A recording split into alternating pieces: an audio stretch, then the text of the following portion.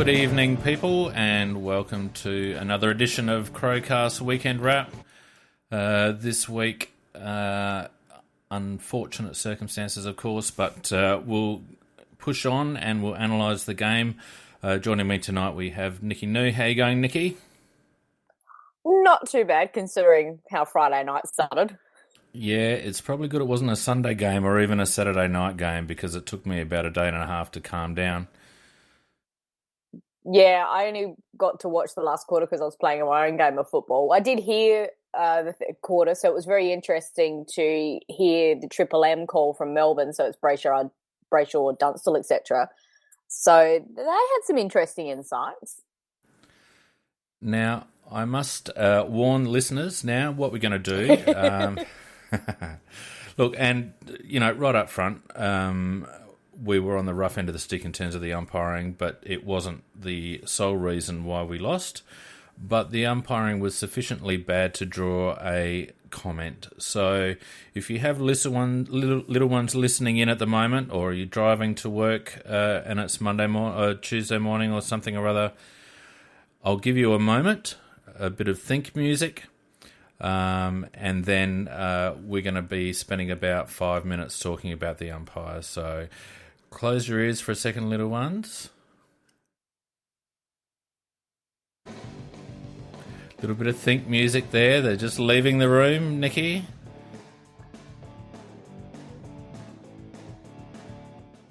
All right. So here we go. Fucking umpiring. I could not fucking believe it. I swear to God, Nikki, that was the worst piece of umpiring, the worst game of umpiring I have ever seen. I know you only saw the last 5 minutes, the last quarter, but Jesus Christ, I swear to God, I'm going to go through every freaking free, all right? Because I went through it, and Go ahead. If anyone's got the opportunity to watch the smart replay on afl.com.au, flick it to the setting that gives you the frees. Here we go. The first free kick was comparable to the last free kick that wasn't paid on Isaac Smith. It was holding the ball against the seed. Puopolo goal from that. It was pretty much exactly the same. The second free, Gibson in the back. He was actually pushed in the side. The third free to Hill in the back. My comment here is, what the fuck? My fourth free. Succinct. Yeah, well, it's to the point. The Walker slap, which looked worse on the slow-mo than it actually did in real life, so it was a 50-50. The fifth free, prohibited contact. It turned out to be a little push in the stomach from Laird on the player that I can't remember, and you would think that the guy just got gut shot. On that one. Go on. Prohibited contact is an actual thing. Yep. It's actually listed in the rule book under permitted contact. So The opposite of permitted is prohibited. Yep. If the ball is within 5 meters, you are allowed to push open hand on the shoulder, chest area, etc. Ball was in 5 meters? No. This was at a stoppage. The umpire had called time to throw the ball up. Laird was getting up and pushed, I forget who, it could have been Stratton, I think, in the stomach, out of the way. The commentators themselves described it as a love tap, and he got a free. All right, let me continue. The sixth free, Betts in the back. He actually pushed the guy in the front as the guy was tracking back to cover Betts. Right. Seventh free, Stratton was actually there, an illegal shepherd that was there. It was actually called advantage anyway. The eighth free, Mitchell high. They were both grappling at a centre clearance, him and I think it was Sloan, actually it was. They were both grappling. Mitchell got the free. The ninth free, Sicily high, that was there. The 10th free, Gibson in the back. He just about got an 8.5 from me for entry. It was such a beautiful dive forward, but clearly the umpire didn't see it that way. The 11th free, Sicily high. He actually drove his head into the tackle, which apparently is either play on or holding the ball, but it was called high. The 12th free, Hill holding the ball on McKay. It was very similar to the Isaac Smith one. It was in a pack. They were both grappling for the ball. McKay inexplicably got called holding the ball. The 13th free, Bruce in the back. Again, another beautiful Australian Olympic diving team performance. The 14th free, Langford trip. Cheney actually tackled him, and as Cheney fell to the ground, his tackle slipped just below the line of the short, so high thigh. Langford wasn't impeded at all and actually took an eternity to get rid of the ball, which is probably why Cheney fell over, because he was possibly exhausted from executing a 10-minute tackle. Of course, it was deemed a trip. 15th free, Duera pushed as he kicked after... hang on, what have I written here? Oh, yeah, it was pushed as he kicked the ball. It was a free after disposal. The interesting part about that was the ball came in from a Laird kick, and Laird was actually pushed in the back as he kicked. Play on, of course. The next two frees were there. Frawley holding the man. That was definitely there. Lewis high. That was there. The 18th free, Lewis holding, was marginally there, but it was there. The 19th free, Sicily, it was a push in a marking contest. Now, it was on Cheney, I think, and it was merely jostling position that you see, that you've seen for 100 years in football. Now, that brought us to three-quarter time. Right, up until three-quarter time, there were 35 frees paid. Okay, so there were only 6 free kicks paid in the last quarter, for a total of 41 for the match. Interestingly, 4 of those 6 were called in the last 4 minutes of the game of the quarter, and all 4 of those went to Hawthorn. So let's go through them. Smith holding the ball on Dougie. What the hell? They were both. What the hell? The 21st free, Burgoyne holding the man in the middle. I watched that 5 times. I could not see. I don't know what it was. I could not see it. There was nothing there. I think there was there was just that general little, I've just got my arm sort of around you. But it was cold. It was cold. That they let go normally. That they normally let go because it's just 2 midfielders. Yep, you're there. I'm here. That's all they're doing. It was called like about 2 seconds after they were grappling. Like the ball had just about been cleared, and then all of a sudden it was pulled back for Burgoyne to take his 300th game free kick. Then, of course, we had the Walker free against Gibson. Absolutely ridiculous. Disgusting. Walker did everything possible to keep his eyes on the ball and didn't actually make contact with Gibson at all. Obviously, a free kick. And the last one. He did look at Gibson, but he has to in that situation to make sure that's where he is. I'm not going to hit him. He did that perfectly. The key indicator for that free, he can look at the player until he's about to contest the ball. He must have his eyes on the ball when he's contesting the ball, and he did that. He looked at Gibson to get position, and then as the ball came in, he swiveled around and took a fairly legitimate attempt at a mark. It wasn't just trying to spoil Gibson. He actually attempted the mark, which you can't do if you're looking the other way. It's, obviously the umpire there hasn't got much of a grasp on the game that he's umpiring. And, of course, the last free kick, look, I can actually live with that one. There's no question. It was sort of there. Yeah, there's no question that Puopolo fell forward. It's about the 4th free that I've read out that Puopolo actually did fall, that Hawthorn players actually got frees from falling forward. But it's a legitimate tactic, and, we need to be careful about that. The issue was there that no one was covering the short kick that was obviously going to come in. Now, I haven't even covered the non-mark to Lynch. That was to Lynch. Just I'm insane. not sure who else had a hand in that. Like, I don't know. Nobody. Maybe, I have no idea.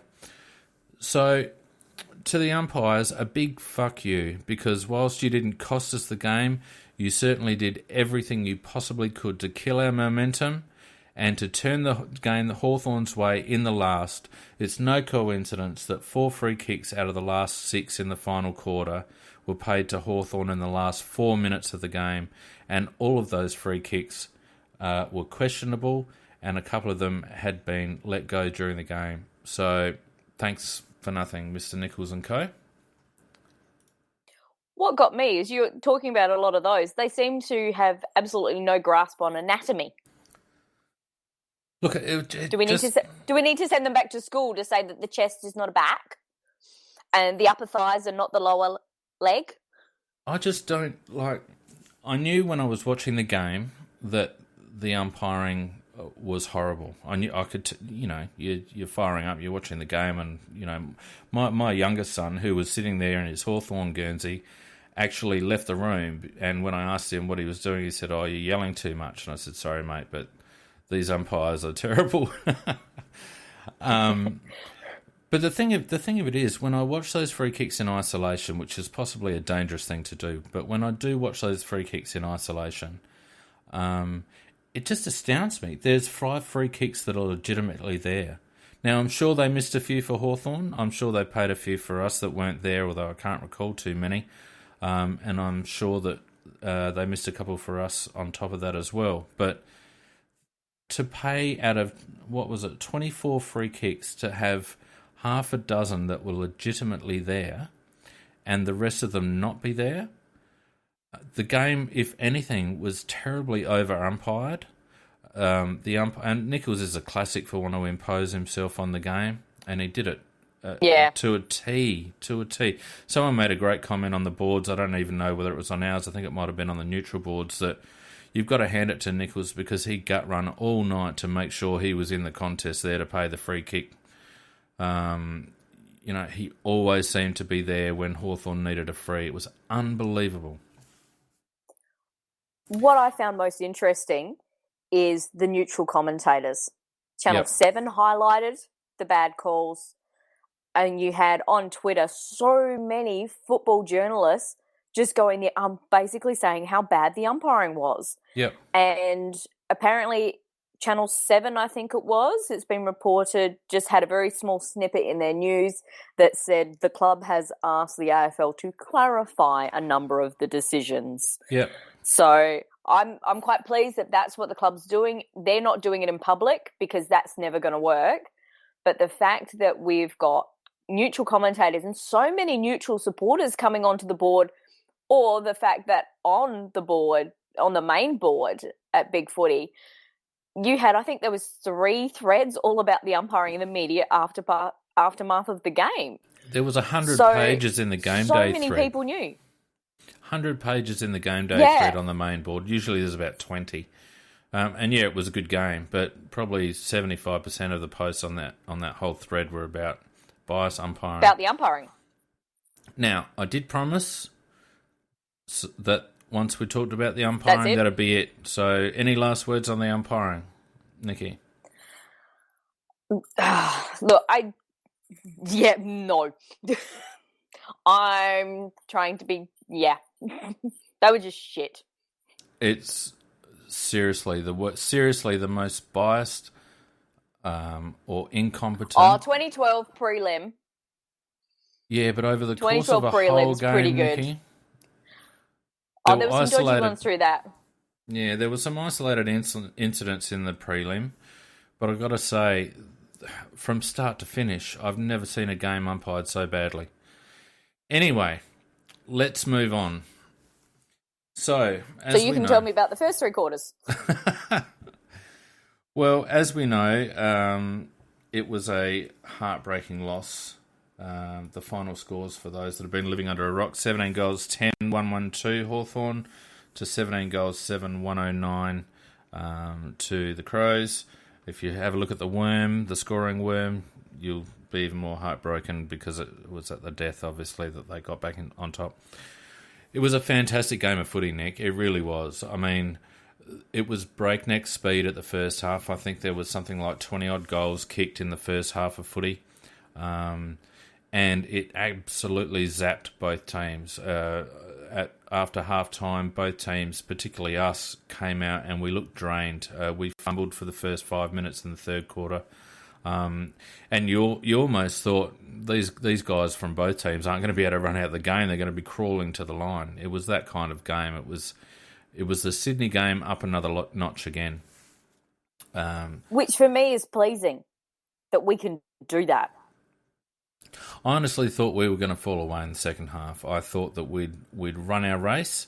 I thought that for all our efforts, Hawthorn went into halftime in front, and I thought we'd spent all our petrol tickets. But despite being fatigued, and Hawthorn were fatigued as well, and despite the first 5 minutes of the third quarter being very sloppy, we did maintain our composure. By and large, we maintained our shape, and we were able to grind out a lead going into three-quarter time.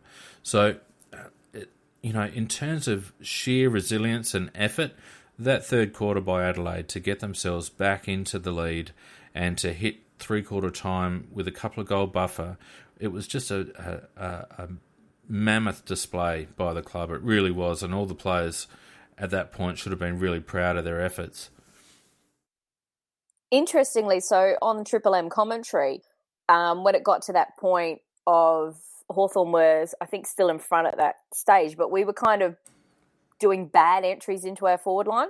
Yep. And Brayshaw's made the comment of Hawthorn look dangerous when they go forward. The Crows just don't. They're taking the wrong option because they kept talking about how Walker was working so hard. He was getting in really good positions, but we weren't using him. And then as soon as they've said this, that's when we started to fire. We started to make those better decisions into the forward line. And Brayshaw's just going, I said they were crap. They're not anymore. And geez, they look good. Yeah, there's a few things I want to touch on, but we might as well talk about the forward entries. Our forward entries were sloppy, and to be perfectly honest, they've been sloppy all year. I'm not convinced yet that Walker and JJ are working well in tandem. They seem to be lacking cohesion. Certainly, Tommy Lynch had a quiet first half and worked his way into the game in the second half, and that certainly helped. Tex, it's hard to tell off the TV, obviously, what's happening off the ball, but Tex rarely presented at the contest or presented to the ball carrier as it was coming into the 50s. So whether he's leading too early, whether he's leading to the wrong spots, I'm not sure. JJ didn't play deep enough, often enough. We needed him, I think, playing deeper to allow us a get-out kick. Were we mindful, though, of if he stayed that deeper, if his player pulled up that little bit forward, that they were going to get that break? Look, quite possibly. It's hard to know, but it's not an isolated game when it comes to the forward line. I don't think our forward line has actually looked cohesive all year. We have Eddie getting off the chain, which is a result of structure when we push up and allow room out the back for him to run onto. We have a lot of goals being scored by our second and third string or part-time forwards like Douglas and Lyons and those types, and you've got Searsman, Sloan and Smith potting them from outside 50. But aside from one little hole that JJ has got this year, neither of our tall forwards has really hit the scoreboard that hard. And not only that, we still lack the ability to take contested marks. I mean, Tex took one right at the end, the one that hit the post from his shot. It's about the first contested mark I've seen him take this year. He's not supposed to take those, though. He's more that lead up forward, but he's playing more that centre half forward role. He's not playing deep a lot of the time. That's what I've noticed. We've left JJ, Eddie, McGovern sometimes down there. So for me, I'm watching it live, those couple of games we've had at Footy Park. I'm like you, I'm actually okay with what I've seen of our forward movement. I actually think there's a lot of understanding that is going on. It's just they're not quite making the right decisions. So the way I've looked at it from last year, there's definitely been a little bit of a change. But the one positive out of this, though, when you're talking about the contested marking, is McGovern. Oh, definitely. He is something else above his head, and even without the ball, I mean, his spearing tackles are fantastic, and he's a real good addition, a positive addition to our forward line. But that said, we need JJ to play like a Jared Waite, and we need Tex. If he's going to be a lead-up forward, he needs to start deep and get himself to the 50-metre line when the ball's, at the point of taking the mark. He seems to be out of position. He's either leading too early, leading to the wrong spots, and when he is in a contested position, he's still rarely actually competing what I would call strongly for the ball. So I don't know. I'm not happy with it. We tend to... Yeah, you need to see it live because a lot of his movement is about creating space for some of the others. They've each taken their turn at being the focal point, and the others are working to make the space for them. That's what I've noticed. They did that a little bit better, I think, in the Sydney game because we were doing a lot more lowering the eyes. A lot of the other time with our fast break, we are trying to get that bit over the back and still keep that run going to break teams, which incidentally our SNFL team seems to be working on that similar kind of scenario. So against Sydney, we played quite deep up forward, which allowed a lot of space about 30, 35 metres out, whereas our forward line looked a lot less organised against Hawthorn and actually a lot more crowded. And the thing that bothers me more than anything else, it's forward line 101. The space between the contest and the goal should be free. It should be open. The only time a person should be in there from the Crows is when they're taking a mark. And so many times we've got guys stationary in the hole. Now, if they're stationary there, they're not going to take a mark. They're useless to anyone. They may as well clear the hell out of there. You talk about creating space. It's all about creating a effective space. There's no point in creating space in a forward pocket. You want to be in that V, 45-degree angle either side, straight out in front. And I just find too many times we're caught behind, we're caught out of position, we don't read the flight of the ball well in our forward entries. And more so, out of our centre clearances, we really need to work on this because we still do hack the ball out of centre clearances. We often lack a clean disposal out of our centre clearance. And I don't know how many times it just comes straight back out because they either the opposition either take a mark or we're outnumbered at the contest and the ball's easily run away. Now, that's 5 weeks in a row. Even when we were winning, we were still having that issue with our centre clearances that the ball was coming straight back out and we would then regroup and rebound off half-back. That needs to be addressed. I'll keep an eye out again against Freo. No, I want you to ring the club, Nikki, and tell them. Oh, they're totally going to listen to me. David T, come on. No, seriously. I mean, we're kicking over 100 points a week, so we're doing something right. Yeah. But incidentally on that, Out of Town Crow had a really interesting point because the lovely Squiggle, which if people haven't seen it, maxbarry.com/squiggle, which tracks of whether you're in the premiership window or not, etc. And interestingly, it's where it's got positioned where all the premiership cups or where they all are and where they've been won. And there's that magic number of you have to keep your opposition to 86 points and you need to score 100. Now, we're not keeping the opposition to 86 points, but we're also not scoring 100. We're keeping the opposition to 100 and we're scoring 112, which if you do the maths, takes it back to that 86-100 mark. So people are saying, we're not in the premiership window because this is the standard. But this year has been a higher scoring year. And if you take that into context, we are in the premiership window then. It's actually just us and North Melbourne. See, I disagree with that whole premise, Nick, and I'll tell you why. It's not about the scoring differential, if you ask me. It's about containing the opposition at a manageable rate. If you have a look at our two losses, at neither game, North or Hawthorn, were we able to contain Hawthorn or North Melbourne scoring opportunities. The reason why we were in the contest is because we were basically using the ball efficiently when we went forward, and we were scoring at a higher rate. I disagree. We certainly were. There were times when we couldn't contain them, yes, but there were longer periods of the game where we actually did. Yeah, but Nick, you've got to have a look at disposals per score.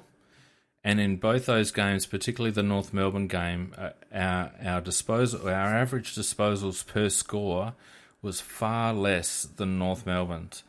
And whilst you can say, "Yep, that's awesome, we're using the ball efficiently," we still don't have the ball in our hands often enough. Yeah, but this is why I don't like relying on stats like that, because they had more possessions and they got things and they scored goals. Yes. How did they get those more possessions? Were they kicking it around in the back half a lot? Back and forth? Because there was that period in the Sydney game where we just held them up for so long. Yes, they were keeping possession, and eventually we then turned it over and got the score and got the goals back from them because we just kept harassing and they had no way to get through.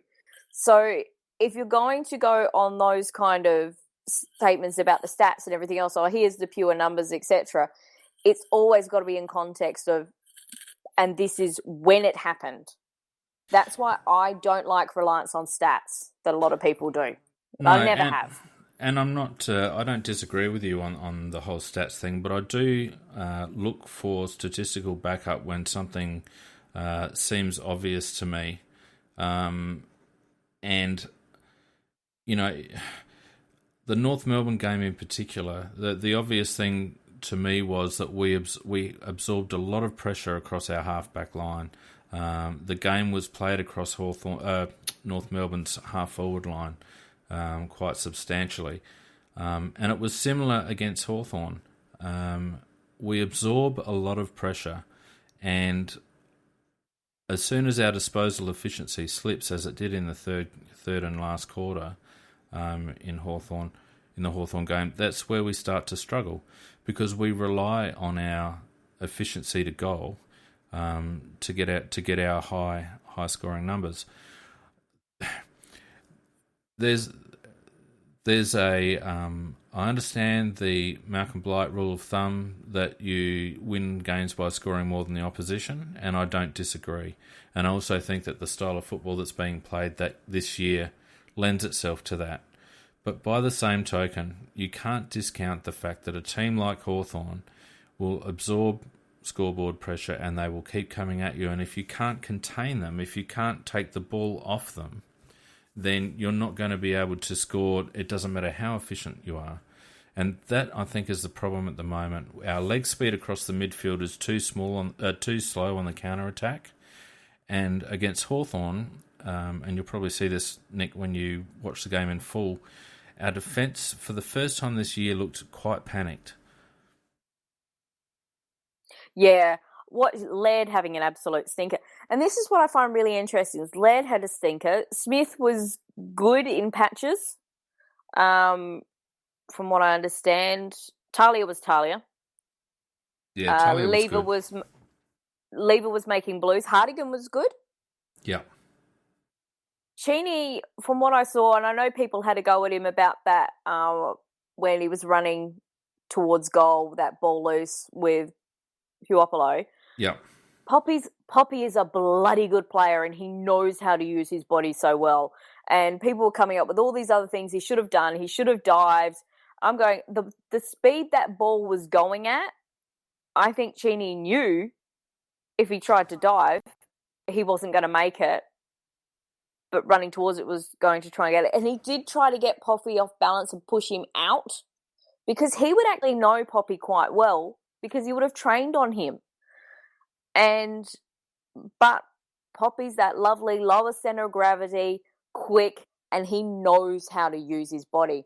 So while some people have been absolutely scathing on Cheney and think he's useless and everything else again, like often happens, I think, he did the best in terms of the situation that he could, really. It's just one of those things, that contest I looked at and went, I can't really see how he could have done much better. That was just really good play from Puopolo. Yeah. The one thing I will mention, a few people have said, Puopolo killed Cheney all night. Well, Lairdy was on Poppy for for quite and then Brown. Yeah, that's right. So, look, I wasn't as horrified about Cheney's game as some. I don't think he played that particular situation terribly smart, but it's unfair, I think, to assess his whole game in isolation. I thought he did a lot of good things, and I think, at the moment we don't have much of an alternative at halfback there. It's really either Cheney or VB. Ideally, that's where Kelly. Hampton slots in. I don't know whether Kelly would stand up to a game like that. You could probably put him in over the next few weeks and give him some game time. Replace Cheney with Kelly running into that open goal with Puopolo and tell me what would have been different. We need some speed. Cheney's quicker. Yeah, Cheney is actually quicker over those first couple of metres. Where Kelly has him is in terms of his endurance. Yeah. But we've got a lot of those players. Our back six is full of endurance athletes. Lukey Brown can go all day. Tails, Lever, Hardigan, they can go all day. But none of them have blistering pace. And, Curtly Hampton is the one. I know Hardigan's fast. Yeah, but Hampton's quite a time away. And Brown is actually quite fast as well. Yep. But most people aren't concentrating on him. They're concentrating on his man who's gotten away, and all of a sudden he's just closed down on them, and they haven't realised that's because he's quick. Yep. Look, and I did say, I think it was on Thursday night with Scorpus, when we were talking about where the game would be won and lost, my biggest concern out of the whole lot was their small forwards, and I hate to pat myself on the back, but that's how it turned out. We held Bruce, Cyril was in and out, but Poppy bobbed up, and that was always going to happen. One of them was always going to bob up. And just back on that earlier conversation, Nick, about absorbing pressure and that whole conversation. I'm just looking at the heat maps and I love these heat maps. I reckon they're awesome. Yeah. Hawthorn had an equal distribution of 50% in the forward and the back half, and their red zone was very much through the middle of the ground. Our split was 37% in the forward half and 63% in the defensive half. Our red zone was very much on half back and even deep into 30 metres out from goal. Now, you cannot play a game where 60% or 60 to 70% of the time you are in a dangerous position in terms of the opposition kicking goals. That's not sustainable. Yeah. It's not just sustainable. And I think the coaches are quite aware of it, but it is going to be a work in progress. And what is really interesting to me, though, to take a positive spin out of it, because I know people hate this, but that's the way I just look at things, is look at how rattled Clarkson was at the start of his presser. Oh, look. I think it's a stretch. We're saying how badly our defense was, and yet we lost by 3 points. I think it's a stretch to say he was rattled. I mean, it was a close game. They got up in the last second. But it's not just how he looked. It's what he was talking about at that time as well. It was just like we play, and he actually said we play the game differently. So that hasn't really been seen this way before, and it's very hard to try and counter. And then what is it in the Port game, in the post-match conference with Chris Scott? He's referencing Adelaide. Yeah, oh look, people used to do it with Freo when Rossi Lyon went over there, and all of a sudden they're playing that defensive game and no one could get near them. But they haven't won a flag either. No. It's. I'm glad we've got an attacking game plan. I'm glad we've got a game plan that relies on disposal efficiency and we can score quickly and effectively. I'm becoming increasingly concerned about our inability to hold the opposition. We seem to only have one speed, aside from when fatigue kicks in. But in terms of our transition, we only have one speed, and that's it. And highlighted, Nick, and we may as well segue onto this, highlighted on the next little bit I want to talk about, which is our leadership group in the last couple of minutes of the game. Yeah, that was interesting. We had possession of the ball. Gunston had just kicked a point. 1:20, I think, left on the clock, or it might have been 1:12 left on the clock. And Smith. The only team that loses that game from there is North Melbourne, for Christ's sakes. And we did exactly what North Melbourne did to us back when Kerridge had his bag. And we gave them the opportunity to get the ball back. Now, I didn't see one of our leadership group when that ball was in the air from Gunston should have been streaming back into defence and coordinating the defenders so that we could get a one-out, short hit-up kick, whole possession. Every time you get a mark, you get, 8 or 10 seconds or whatever. You kick it like 1 minute 20. Well, they shouldn't have got the ball back. We do have a member of our leadership down there in Talia.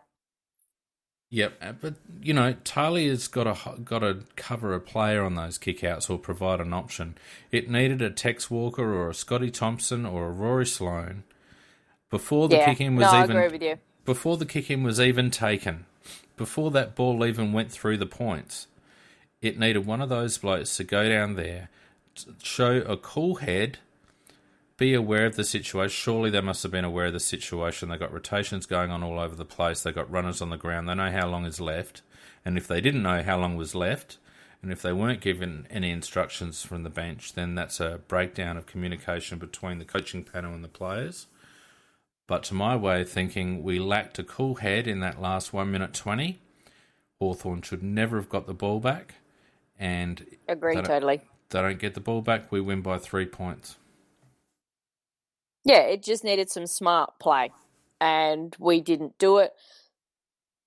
Yes, it still burns in my gut about that, but what I want to see is how we respond to that. I'm not going to hang anyone until I can see what the response is to it. And the other point is about when you talk about a defence and we can't get away with giving away so much. It's very interesting, whilst everybody has been talking us up in the media, when they talk to our players and coaching staff, the first words generally out of either the players or the coaching staff's mouth is, no, we've still got to work on our defence. It's a work in progress. We're aware that there are these issues. So there is a message that is very much coming out that's very concerted, that we're aware that this is an issue and we haven't quite been able to fix it yet. Yeah. And, it's interesting because you mentioned Clarko and his presser talking about they play a unique game style and all the rest of it. And I refer back to those heat maps again. It shows you how Hawthorn play the game. They play the game closed down very much in the middle of the ground. That's where they set up their forward entries. Now, our forward entries are either transition, run and gun, or they're a spray kick. Very rarely do you see us set up a forward entry like Hawthorn do through the middle of the ground. We're either contesting the ball at half-back and running away, or we're stoppage, and then, a kick from 50 or, something else. But very rarely do we have that reset after we've got the ball and we've transitioned to the middle. You'll see Hawthorn often actually stop and reposition and get themselves set up for a forward 50 entry. whereas ours is particularly haphazard. Anyway, what else did I want to talk Should we about? move on to a positive? Well, we will in a sec because I know what you want to talk about. But I just want to go through some players just quickly. I thought Scotty Thompson again was a beast. 33 disposals, 7 tackles. Sloane was probably our best player, I would imagine. 26 kicks, 26 disposals, 7 tackles. Look, I think Tommy Lynch came good in the second half and had a really good game. I thought Rory Atkins, again, handled the pressure quite well, aside from a couple of mistakes, played quite well.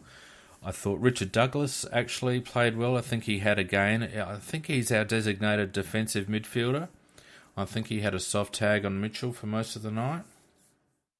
Yeah, and the interesting thing was when I third quarter at the start of that, and they're all, Mitchell's playing well, he's got 21 possessions, and I'm thinking, oh, okay, and they're saying how well he's playing and everything else, and then the next moment they say, well, Sloane's also equal to him on 21. It's like, well, then he's not playing well because normally he's at least 10 possessions better than most other midfielders. So I thought we would have had somebody sitting on him then. And I've seen, that Douglas is often the main one. Yeah, look, I think, Sammy Mitchell's still got a heck of a lot of ball. I don't think he hurt us as much as he has at stages in the past. Look, when you look at their stats, apart from Sammy Mitchell, their next best was Paul Piopolo on 23 posies. We had Lukey Hodge on 23. I didn't really notice him that much. Isaac Smith on 20. Jordan Lewis only had 20. Shawnee Burgoyne only had 17. So their midfield I think they wasn't actually dominant. had Hodge on Walker. They actually put or down Tim O'Brien he was down often that. He was often around Walker, from what I could gather. Yeah, I think Clarkson actually put Tim O'Brien back, and they played very small up forward. And I have to say, and we talked about this, Scorpus and I and Mr. Mystery Guest on Thursday night, I think we actually messed up a little bit at selection because we were too tall down back. They were always going to play small. That's where their strength was. They don't, it's Gunston and the small blokes, and that's the rest. Tim O'Brien hasn't done a heck of a lot. And Clarkson basically discarded him as a tall marking option up forward after, I think it was probably after about the first quarter. We had good numbers. We held their playmakers, all of them, except for Puopolo. Even Cyril didn't have a huge impact on the game, although some of his deft touches are ridiculous and he doesn't need that many touches to cut you up. The only other thing I'd probably say before we move on is I noticed in the North Melbourne game, and I don't know whether you were doing the rap with me that night, Nikki, but I made mention of time on ground and Scotty Thompson being up around the 90% time on ground and Matty Crouch being under 70. And I remember saying at the time that I was a bit concerned that there might have been a bit of pulling rank going on.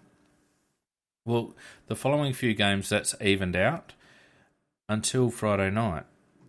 And I'm looking again, Scotty Thompson had 90% time on ground, and Matty Crouch had, I think, 70 or 71% time on ground. Now, considering there are 2 inside ball winners, and considering Scott Thompson's 136 years old and can't run, I hope that this isn't a pattern that's developing, because Matt Crouch didn't do a heck of a lot wrong. And most of the time on ground it's more stipulated around, it's not the players who dictate that.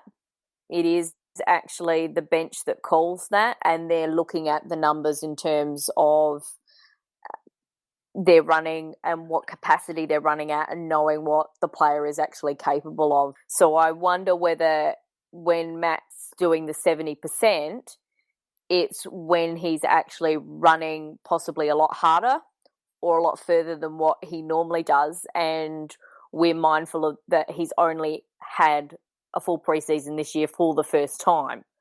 So to me, that's where the numbers should actually be considered, I think. Look, that's quite possible, but then you've only got 67% time on ground for Jared Lyons, who's probably our other inside ball winner apart from Sloaney, or obviously who does inside and outside. It concerns me that Scotty Thompson's spending 90% on. No midfielder in the comp spends that amount of time on the ground. And, it really, like, he spent more time on the ground than Josh Jenkins, for goodness sakes. It depends on what his aerobic capacity is and that they're happy. So I think we've only had 4 games. So 2 where it's one way and 2 where it's the other. So for me, I don't think you could actively say one way or the other yet, as which way is the right or the wrong way. Well, except that both times he's been on the ground a lot or longer, we've had losses, and both times by 10 and 3 points. Yeah, no, I get that, but the other games have been easy wins, so there was never really any pressure. You could be right about Crouch's fitness. It just concerns me. It's a little red flag that I want to keep an eye on during the year, because I thought it was just a one-off against the Kangaroos, and it surprised me that statistic bobbed up again. I'd be interested to see where it would go. Yeah. So I look forward to seeing what you come up with. Yeah. Now, probably final word for this game. We could probably rattle on for about 2 hours, but we're already at 45 minutes, and people are probably sick of us already, and we've got a little bit to cover yet. So final word, Nick? Hurts. Absolutely hurts, but the fact that we didn't drop our heads, we made some bad decisions. We're still a very young team, and that there was, with, 15 seconds to go or such, we still had the opportunity to get back in front, apart from people who shall not be named. Yep. Look, I think, we always thought that Sydney Hawthorn double was going to tell us exactly where we were. We've come out of that 1-1 and could have very easily been 2-0 or 0-2. So what it does show me, I think, is that we're around the mark. We're on the right track. We're a very young team. Friday night we played against Harden Premiership team, and we've got, 7 blokes under 50 games or something like that? 9 blokes under 50 games? Yeah. It was 9 under, they had 2. Yeah. So, from that perspective, it can really Southern Takeover, who I've been having a running battle with today. It really is a positive. I don't really care what anyone says about that. There's a lot of positives to be taken out of that game. Yes, we don't want to be a side that carries honourable losses. Absolutely not. But we're talking a new regime, we're talking a new group of players, a new coach, a new game plan, and a very young list at the moment. And to get to within 3 against Hawthorn on their home deck after having been smacked the last time we played them, at the same venue, I think it's a positive. So, and considering Fremantle lost today, it could be it's set up for a nice little bounce back win back home next week. Yeah, I watched the Freo game. You what? Death by 1,000 cuts. Oh, yeah, when I came home from the SANFL, it was like, just put the telly on. It's just like, oh my God, these are 2 horrible teams. But the interesting thing was, it was a close contest because they were both as crap as each other. Oh, God, I don't know how you can put yourself through it. No, I like watching our opponent coming up. And it's like, and I know some people on the board are upset with others going, we should smash them. I'm sorry. If they dish this up and the injuries that they've got, we should smash them. Yeah, we should smash them. They're playing like trash at the moment. Just looking at the other scores quickly before we talk about the SANFL briefly, Nick. We've got the D's up against Richmond by about 3 goals, basically. I'm actually currently watching that. There was a melee at quarter time. Oh, lovely. I think there's been a couple. Wasn't there a melee in the Port game as well? Quarter time? Oh, yeah, they got very upset about a player that I think had left them or something. They kept booing him and were quite annoyed, which was interesting. Yeah. Giants got up over the Saints. I thought St Kilda might have made more of a game of it than that, but Giants ended up comfortably. They did up to like the third quarter where GWS just started to get ahead. The Saints would keep coming back, but GWS were keeping that little buffer. That was actually quite a nice game to watch. A lot of good talent on display there. Any win in Melbourne is a good win for GWS, so they'd be happy with that. Obviously, we just mentioned before, Carlton getting over the Dockers by 4 points. That'll give them some confidence. The Dockers in disarray. And then during the day yesterday we had the Swans accounting for the West Coast quite comfortably in the end. Easily. Yeah, Kangas getting over the Suns, which everyone probably expected with the Suns' big outs down back. Bulldogs pretty comfortably over the Lions, which predictable. Oh, that Kangaroos Suns game, Cunnington's going to get weeks, and he better for that. And it's interesting that Brereton actually called that a dog act. Him dropping the knees into Ablett. I have no idea what happened. Ablett's dove forward because the ball's kind of come in low, everything else. Cunnington's running towards him. Now, normally when there's that player on the ground, you jump over that player and go after the ball. Yeah. He dropped both knees into the back of Ablett. It was deliberate as. I have never seen North Melbourne play for freeze as badly as they did that game. And oh my God, did they play for them badly. There was some very interesting, not quite sniping, but close to. They were. I've never seen them that dirty. And that's very un-North Melbourne-like. It was very odd watching it. Well, it seems to me from hearing what you've said, and it doesn't surprise me, actually. North Melbourne obviously see themselves as a contender, and I think at this stage of the year they would see Gold Coast as a legitimate threat to their position in the top four, and beating them up at their home deck, I think, was probably a priority. You're talking one of the Scott boys, don't forget. Yeah. I think that's actually was their first win up there. Yep. They've never been able to actually win up at Metricon. Yep. So, obviously they saw an opportunity to win due to personnel issues with the Suns, and I think they probably also took the opportunity to assert themselves physically over the Suns, given that they could be an opponent for them come September. So it doesn't surprise me terribly coming from a Scott brother. And of course, poor old Port. I'm actually disappointed because I said the Cats by 10 goals. They only ended up winning by 8, which was disappointing, but they did give them a head start. Yeah, they did give them a little bit of a head start. Oh, Port is stupid. I'm sorry. There's major problems down there. Well, I don't think you can say anymore that there's not something going on down there internally, because I look at their numbers, and I know you don't like numbers, but when 3 or 4 of your midfielders are getting less than 20 posies for the game, something's not right. Oh, that number, when they're like that, yeah, that's really obvious that's where there's an issue. When Ollie Wines comes out and says, oh yeah, the game plan hasn't changed in 3 years. Right. Yeah, there's one of your problems for starters. Well, I mean, even DMAC in our first interview on Tuesday Night Live was talking about staying ahead of the curve and whatever. And it's too late.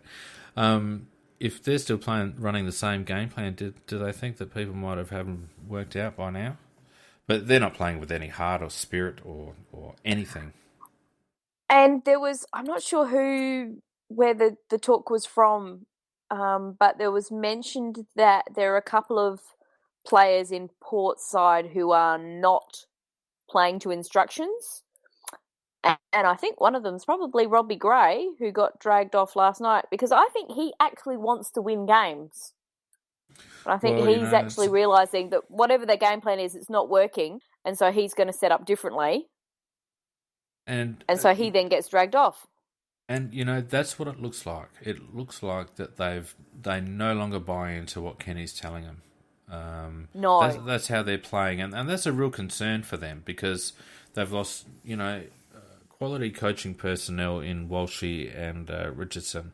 The jury's out on their replacements, Voss and what's his name?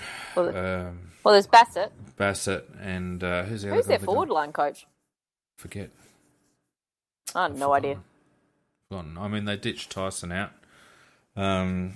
Pretty quick, smart, but yeah, they've got some issues down there, Port, and this isn't a Port show, so we'll shut up about them there. But it's always nice to see them struggling because they can eat shit and die, as far as I'm concerned.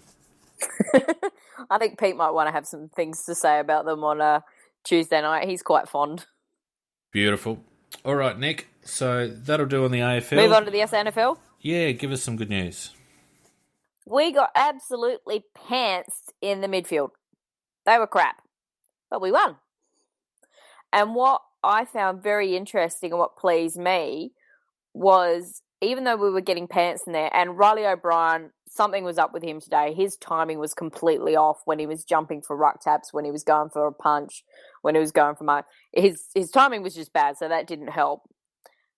Was not once did our coaching staff put VB in there. I think people will be pleased to hear that. We persisted with our young ones running through there. And basically, I think it was the coaching staff saying, well, this is a development team. Here's your development. Work your way through it. There was a 3-goal buffer, which we kind of got out in front of Glenelg. They were playing very fast. But by the last quarter, that was not sustainable for them. And that's when we started to get the runaway. I will say that I want to give all the credit to Ogilvy and his team, because we have definitely found one in Alex Keith.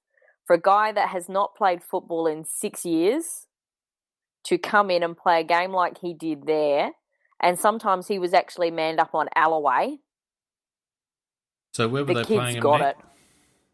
At Glenelg. No. Where were they playing? He was playing down back. Yep. He was down back. He's really tall as well. He's quite slim in terms of the build, but he's quick. He's got a beautiful leap like Greenwood as well, who had his best game for the club and was best on ground. And Greenwood's not afraid of some hard contact. Mm-hmm. You saw some of his basketball skills on display, that immediate jump and turn that he has to quickly look up the ground. Yep. There was little cameos from Hunter as well. He moves very nicely. His kicking action's a bit, he's very straight, and then when he kicks it, he's got that really bent knee when it's connected. Okay, yeah. But it goes a long way, and it's pretty accurate. And he actually did some nice kicks around the ground as well. Some nice little weighted ones there. Matty Lloyd used to have a bent knee in his kicking action. He was all right. Yeah, so it's just like, okay, that's a bit odd, but it works. It's weird, yeah. Yeah, but yeah, our defence worked quite well. Henderson, unfortunately, has turned back into the Henderson that we know. He was squibbing contests before he got a big hit. And then once he got the hit, he was kind of a bit even worse at the squibbing. Oh. And he was doing the whole, I've got the ball, I'm going to stop and think about it and let everybody man up before I do a kick, instead of kicking too fast once I've got the ball, because we've actually got 3 players. Yeah. So that was a bit annoying. Yeah, it was annoying me that he went back to that Henderson of old. Gore did quite well as well, even though we were getting pantsed in the middle. They were targeting him quite a bit. There was a few punches and gut punches and things being thrown. Yeah. Gore does not take a step back when it's been thrown at him. In fact, he was getting back in their face and dishing a few out in return. Mm-hmm.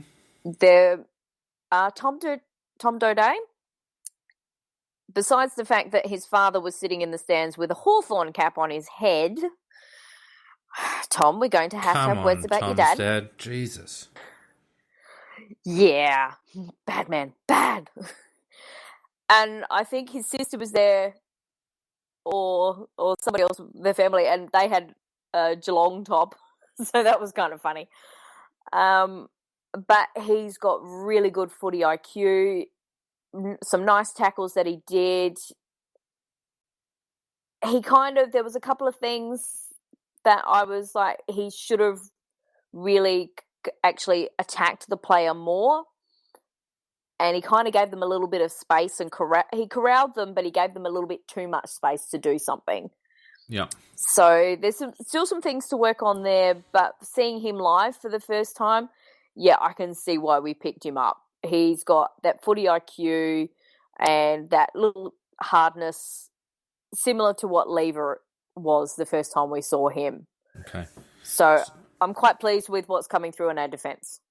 All right, so we've got some players on the cusp. So tell me about guys like Riley Knight, Cameron Ellis-Yeoman. Who else have we got back there? Interested to know about Harry Deer as well. I know he's not on the cusp, but I've got a bit of time for him. Yeah, so do I. He took a couple of nice grabs or hit contests hard. Didn't quite. He missed a couple that I've seen him kick before. He's normally actually a pretty nice kick for goal, but he was doing some nice work in the forward lines, and some nice pressure that we know because he's got quite a bit of speed. It just wasn't quite coming off for him at the game today. The ball was bouncing really weirdly, and it was quite spongy. So There were a lot of people slipping over. So Wig was always playing as a midfielder. So the people on the board who keep talking about, if we've got problems in the back lines, we need to get Wig there. That's so last year. Wig is not a defender at all. We're grooming him for a midfield role, and we're actually grooming him for a midfield role in the centre. He did some nice things within there, but as we were getting pantsed, of course, that makes it a wee bit difficult to really get too much, but he was working his way through it. Ellis-Yeoman he's been doing this, I think, in a few of the games. He starts off a bit slower and then he builds into it. There was a couple of situations he could have used that bulk and strength we know he has, and he's still not quite using it, and that's where I think is holding him back, and I'm quite disappointed about it because he's such a unique skill set. But by that last quarter, he really was starting to use it, and he did a couple of really nice things, some really hard tackles, and other things as well. Trouble is we can't have downhill skiers in the midfield, and if he's only playing well when the team's up, then that's a concern. Yeah. He was starting to do that work hard. That's when we were getting that run on. He was part of that instigation. Yeah. So he was one side, or him and Greg. So Greg was doing as Greg does. That not good enough. solid contest. We know that. Well, no, that we know he's too good for SANFL. He just kind of does that thing. Who else was I about to talk about? Menzel. So really lovely hard attack at the footy, that body slam, full on tackle that he does. So as we saw with McGovern doing that lovely shoulder charge on whoever in the third, and that is a specialty of Charlie. As I think I said after the first SNFL game that Menzel just does the full body hit on them and really make sure that they're hurt. It hurt him, unfortunately, got a little bit dazed. He still played out the rest of the quarter, and interestingly, he was actually put in the midfield and did quite nicely there. Oh, that's a good sign. So his engine's improving a little? Well, he only played the first quarter, but the fact that we were putting him in there as a rotation option was like, that's what we thought the club was going to use him as, which is the forward midfielder. And it seems that, that's actually the case. So he only played one quarter for the game, did he? Or only one quarter in the midfield? It was half and half, I reckon, forward, midfield. Okay. And Greenwood as well was also a forward midfielder. They were doing that kind of role as well. Riley Knight. Knighter did some really nice things, but he seemed to be a little bit concerned at the start to me that he was waiting for them to pick the ball up. and then Okay. do something about it. That's He not got like better. him.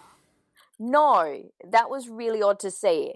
But because of where we are, where I was sitting, the distance away, it was a bit hard to judge how close the ball actually was, as to whether he was close enough to be going for the ball in those instances. Because when you're sitting up in the stands at Glenelg, it's not quite as easy to tell. Yeah. And I haven't watched the replay yet, so we'll wait and see. But that was the impression I had, was he should have been going in a little bit harder. Yeah. I mean, we'll have to wrap it up there because we've gone 65 minutes, Nick, and I'm sure people have got better things to do. I mean, I guess my comment on the SANFL is I just hope we're not winning on the back of our fitness base. I hope we're not using that as a crutch too much. It sounds like there's been times... Well, they've been getting little run-ons, but we get ahead, they'll do a little bit of a run-on, and then we answer. So that's what I've been pleased to see in the SANFL, that we're controlling that game a little bit, and then as it gets on, then we break them. I mean, we really should not lose a game fielding a team that powerful. No. That team. No wonder the SANFL clubs are pissed.